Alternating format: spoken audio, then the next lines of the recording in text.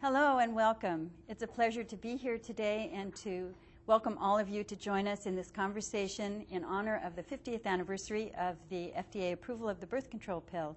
My name is Elaine Tyler May. It is a great honor for me to be here and to be sharing this conversation with four amazing, inspiring women, and for us to look back over the last 50 years, not only at the history of the pill itself, but at the history of women's lives that unfolded in very dramatic ways over those 5 decades.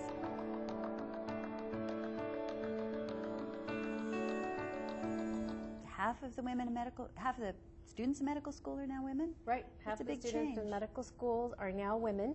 And in particular in ObGyn, I know in our residency program, all of the people who are coming in the first year are all women. So that seems to be the trend too. About 80 to 90% of all residents in ObGyn are women. So I think for women, this is a big boom in terms of being comfortable and being able to feel like they can openly have a conversation with another woman. And most of the time that tends to happen. And I feel so privileged when a patient tells me, you know, I've never shared that history of myself with anybody before. Thank you for even taking the time to listen. And I pretended to be getting married in order to get a diaphragm. and in the beginning, one had to pretend to be getting married to get a prescription to the pill also. Right, but now, still, I mean, I don't know how many young women, teenage women you have in your practice, but if they, and you're in California, which is slightly better, but in many states they were subject to abstinence-only education, right. which means that 60% of young women don't know about the pill.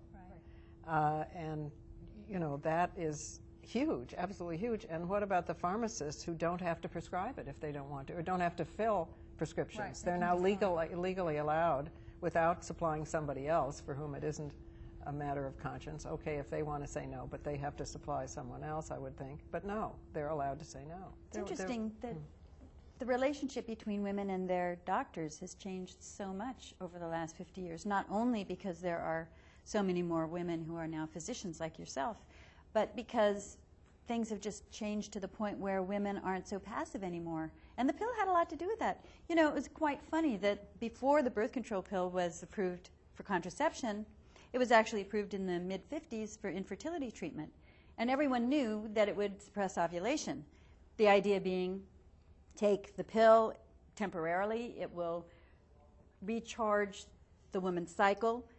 Then when she goes off it, she would ovulate and her cycle would be regulated. So the pill was actually approved for menstrual irregularity and infertility. The next minute, 500,000 women showed up at their doctors for a condition that had never been diagnosed or treated before, menstrual irregularity, you know, wink, wink. And the doctors, of course, knew, and the women knew, and there was this subterfuge.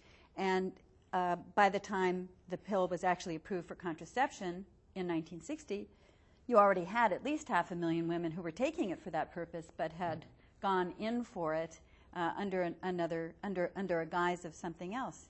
And you also had doctors at the time, most of them were men, quite taken aback that suddenly women were coming to them and demanding a prescription. Now, up until that time, women go to their doctor, the doctor examines them and says, here's your prescription, you do this. There was really no effort to explain anything. There was no, they didn't feel compelled to tell a woman anything about her body or anything about her condition.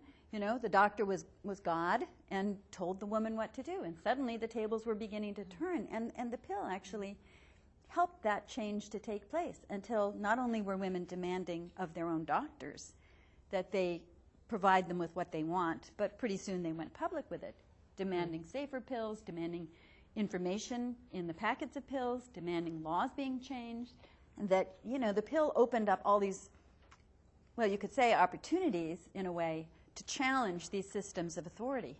We would like to thank our sponsors of this event today, Bayer Pharmaceuticals and Step Up Women's Network, and we would like to encourage all of you out there to go onto the website 50yearsofthepill.com. That's F-I-F-T-Y, spelled out, 50yearsofthepill.com. Put your own dreams and goals and your effort to make a mark on society on that website. You might have a chance to win a $5,000 grant that will help you make your mark.